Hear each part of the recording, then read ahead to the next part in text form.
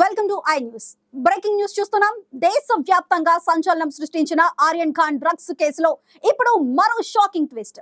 ఒకప్పుడు డ్రగ్స్ కేసులో ప్రధాన నిందితుడిగా ఉన్న ఆర్యన్ ఖాన్ కథ ఇప్పుడు అవినీతి ఆరోపణలతో దర్యాప్తు అధికారి సమీర్ వాంఖడే చుట్టూ తిరుగుతోంది.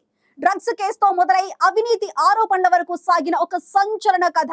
బాలీవుడ్ కింగ్ ఖాన్ షారుఖ్ ఖాన్ కుమారుడు ఆర్యన్ ఖాన్ అరెస్టుతో దేశం ఒక్కసారిగా ఉలిక్కిపడింది.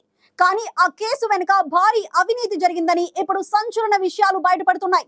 గతంలో క్రూయిజ్ షిప్ లో డ్రగ్స్ కేసులో ఆర్యన్ ఖాన్ అరెస్ట్ అయ్యారు. ఆ కేసు దర్యాప్తును నార్కోటిక్స్ కంట్రోల్ బ్యూరో ఎన్సీబీ అధికారి సమీర్ వాంఖడే పర్యవేక్షించారు. కానీ ఇప్పుడు సమీర్ వాంఖడే పైనే అవినీతి ఆరోపణలు వెలువెత్తుతున్నాయి.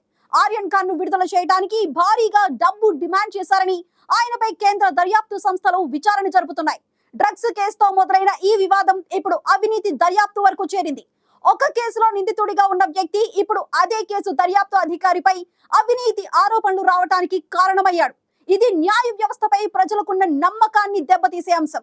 ఆర్యన్ ఖాన్ డ్రగ్స్ కేసు విచారణలో అనేక లోపాలు జరిగాయని, అలాగే సమీర్ వాంఖడే తన అధికారులను దుర్వినియోగం చేశారనే ఆరోపణలు ఉన్నాయి. ఈ అవినీతి కేసు దర్యాప్తులో ఎలాంటి నిజాలు బయటపడతాయో, ఈ సంచలన కేసు ఎలాంటి మలుపులు తిరుగుతుందో వేచి చూడాలి.